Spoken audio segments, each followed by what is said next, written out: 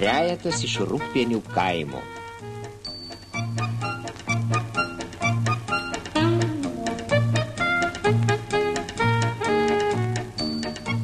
Scenarijaus autorius Uspenskis, režisierius Popovas, kompozitorius Krylatovas. Filmą dubliavo aktoriai Gelžinytė, Žebertavičiūtė, Girdvainis, Žebrauskas, Saulevičius ir Jakšys. Dubliažo režisierė Chadaravičiūtė, garso režisierė Rekašiūtė, redaktorė Dubauskienė. Lietuvos televizija.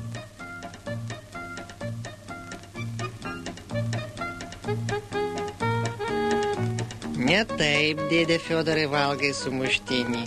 Tu negerai laikai. Reikia laikyti taip, kad dešra pirmiausia pakliūtų ant liežuvio, tuomet sumuštinis bus skanesnis.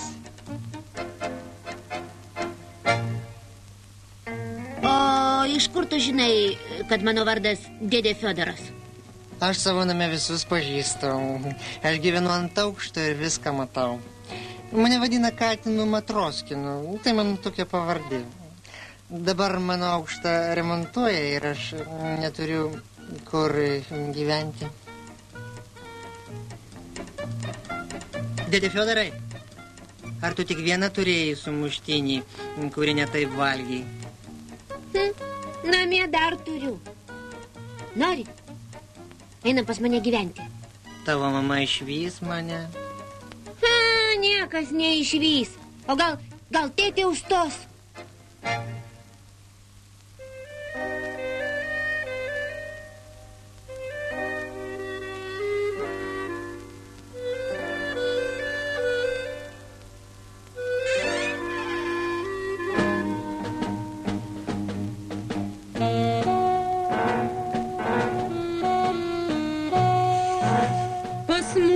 Kažkodėl katė dvokė.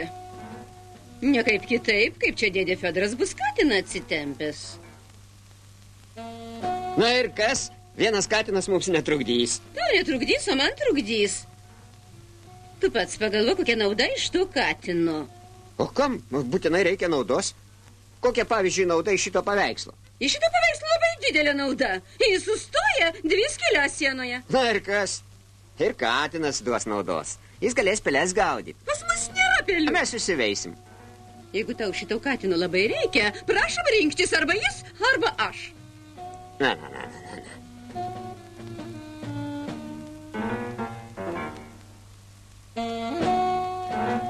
Žinoma, tave renkuosi. Aš seniai tave pažįstu, o šitą katiną pirmą kartą matau.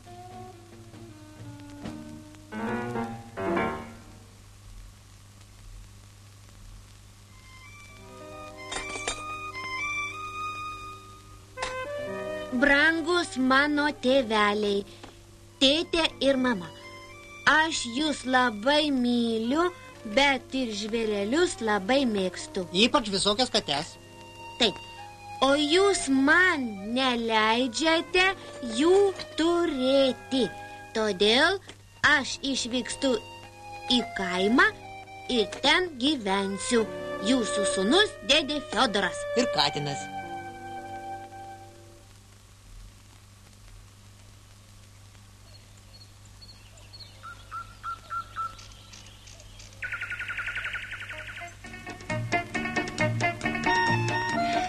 Sveiki, priimkite mane gyventi. Aš jums viską saugosiu. Dar ko? Mes patys neturime kur gyventi. Taigi po metų pas mus atbėga, įsikursime, susitvarkysime. Tu, Matroskinai, patylėk. Geras šuo dar niekam netrukdė. Mes geriau sužinosime, ar yra kaime tuščias namelis. Taip, yra. Aš jums vieną namą parodysiu, ten niekas negyvena. Šeimininkai persikėlė už upės. Ar krosnis ten yra? Užima pusę virtuvės. Na kaip, ar priimsite mane gyventi? Ar paskui atbėgti po metų? Priimsim, trise bus linksmiau. Kuo tu vardu? Šarikas, aš paprastas šuo, o ne veislinis. O mane dėdė Fiodoru vadina. O katiną Matroskinį. Tokia pavardė. Labai malonu. Namas tuščias, gyvenkite, kas norite.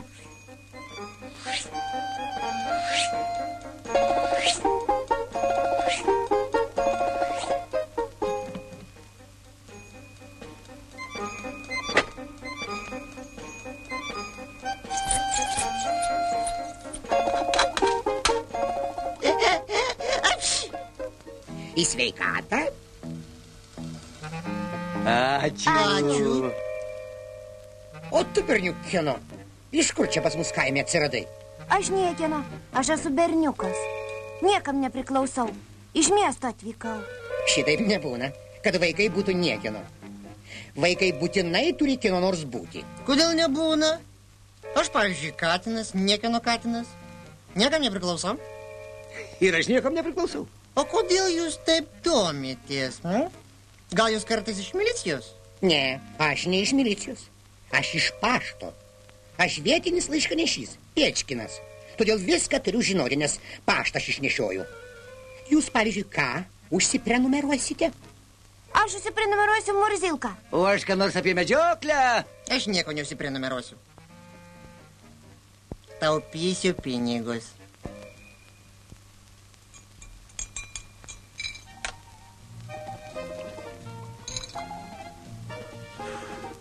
Kodėl mes visą laiką be pieno ir be pieno? Taip ir numirti galima. Reikia nusipirkti karvę. Reikia. Tik iš kur pinigų paimti?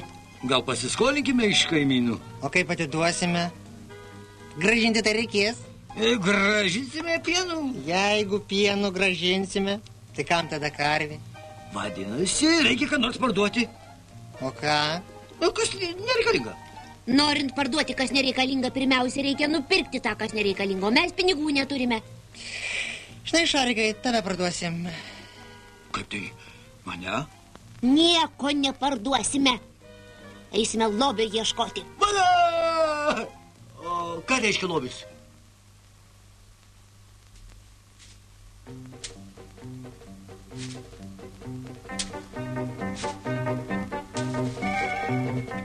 Ir kaip aš anksčiau nepagalvojau apie lobį. Dabar tai mes karvę nusipirksime ir darže galėsime dirbti.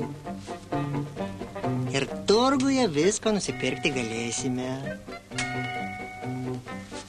Ir parduotuvėje.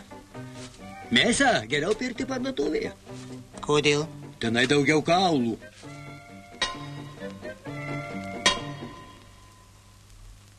Valia! Lobis.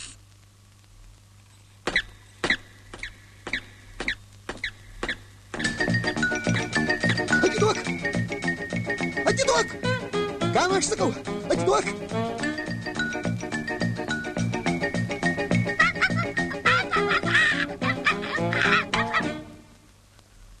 Pakliuvai? Šitas paukščiasnapis pavogė mano olimpinį rublį. Jį reikia atiduoti į polikliniką. Bandymams. Negalima jo atiduoti į polikliniką. Mes jį perauklėsime ir išmokysime kalbėti. O ką jūs šioje skrinioje vežate? Mes buvome grybauti, aišku jums? Žinoma, aišku. Kasgi čia neaiškaus? Jie ir su lagaminais eitų grybautis. Tai tu kaltas viską jam leidai. Jis ir išpuiko. Jis tiesiog mėgsta žvėrelius, užtat ir išėjo su katinu. Reikia, kad namie būtų ir šunų, ir kačių, ir draugų visas būrys, ir įvairių gaudynių, slėpynių, tada vaikai niekada nebėgs iš namų. Tada tėvai ims bėgti. Todėl, kad aš ir be to labai pavargstu darbe. Aš vos galiu žiūrėti televizorių. Ir apskritai tu man savo kvailysčių nepasakok. Geriau sakyk, kaip mums sūnų surasti. Reikia parašyti į laikraštį skelbimą, kad dingo berniukas. Jį vadina dėdė Fiodoru. Ūgis 1,20 m. Jeigu kas pamatys, tegul mums praneša.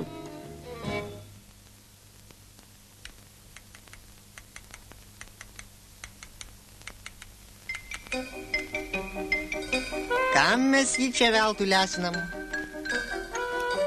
Tegul ir jis naudos duoda. Na, sakyk, kas ten? Kas ten? Nesakyk, kas ten, kas ten, kas ten? Tu neturi ką veikti. Geriau dainą kokią išmokyk ar eilėraštį. Dainas aš pats moku dainuoti, tik iš jų jokios naudos. O kokia nauda iš tavo jokas ten? Štai tokie. Kokia? Ateis svetimas žmogus, kai mūsų nebus namie. Na ir kas? Pradės į duris belstis, paukščiukas paklaus, kas ten? Tas kažkas pamanys, kad namie kažkas yra ir nieko jis nevoks. Aišku tau? Kas ten? Kas ten? Valio!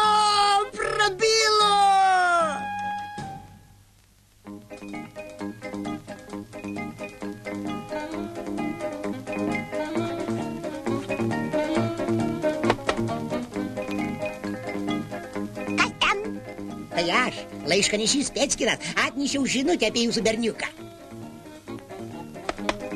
Kas ten? Tai aš, laiškanešys Pečkinas, atnešiau žinutę apie jūsų berniuką. Kas ten? Ne niekas. Tai aš, laiškanešys Pečkinas, atnešiau žinutę apie jūsų berniuką. Kas ten? Kas ten? Kas ten? Kas ten?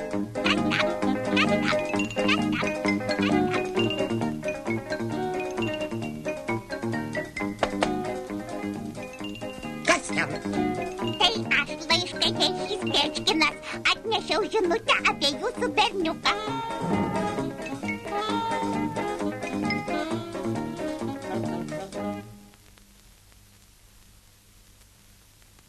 Dingo berniukas, akys mėlynos, ūgis 1,20 m. Tėvai jo ieško. Kas suras, bus įteikta premija dviratis. Neliūdėk, dėdė Fiodorai. Ar maža tokių berniukų? Gal ir nemaža, bet ne už kiekvieną duoda dviratį. Tu jau aš jūsų berniuką išmatuosiu. Mama ir tėtė, aš gyvenu gerai, tiesiog puikiai. Aš visko turiu, oi.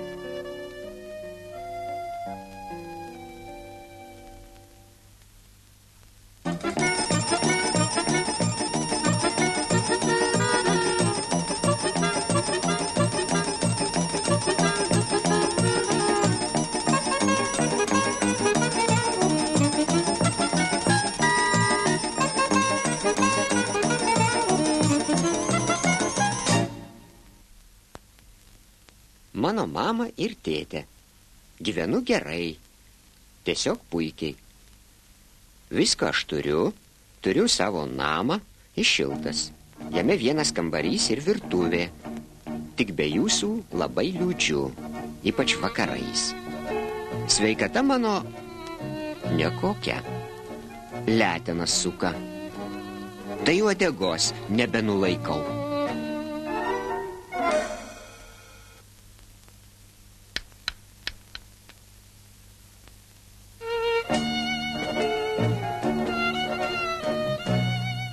Pastarosiomis dienomis pradėjau šertis.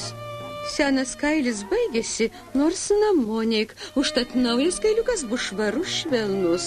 Taip, kad mano gaurai padidėjo.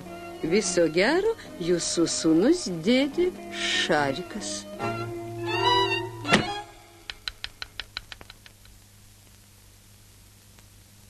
Kas jam padidėjo? Gaurai. Jis dabar net žiemą galės ant sniego miegoti. Nieko nesuprantu. Gal mes išprotėjom? Gal mes patys esam gauruoti? Gal mes irgi galime ant sniego miegoti? Jeigu mes išprotėjome, tai neįsikė, abu kartu išprotėti galima tik po vieną. Tik gripu visi kartu serga. Sveiki! Aš laiškanešys Pečkinas. Iš Rūkpėnių. Tai jūs dviratį duodate už berniuką?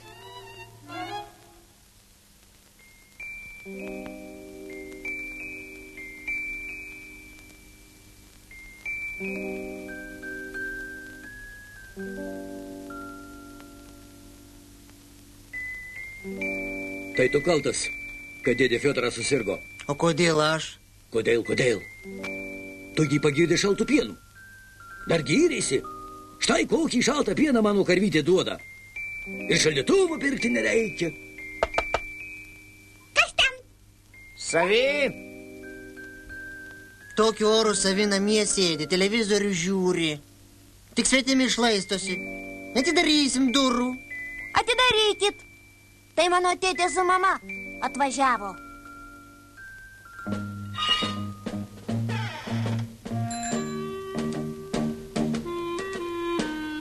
Matote, ką jie padarė iš jūsų sūnaus? Juos to jau pat reikia nugabenti į polikliniką bandymams.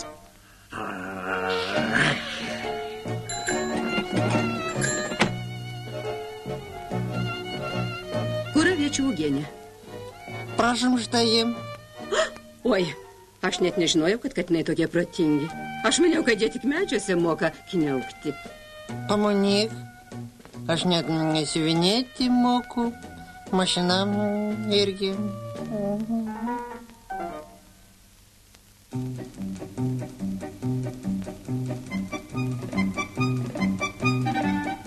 Tu, sūneli, kaip nori, bet mes tave į miestą pasimsime, tau reikia priežiūros. O jeigu tu nori su savim pasimti katiną ar šariką ar dar ką nors, imk. Mes neprieštarausim.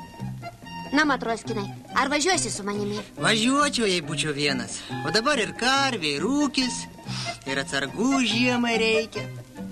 O tu, Šarikai? Mes pasiliksime. Tu geriau atvažiuok pas mus per atostogas. Arba į svečių sekmadieniais.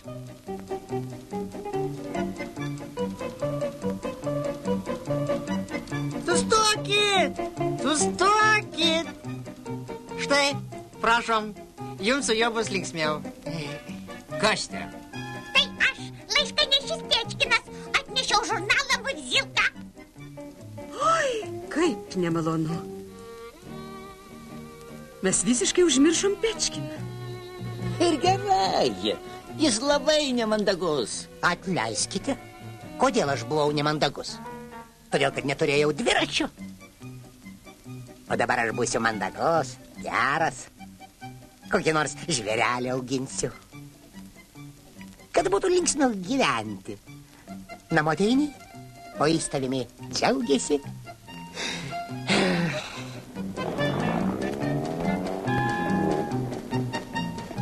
Atvažiuokite pas mus į Rūgpienius.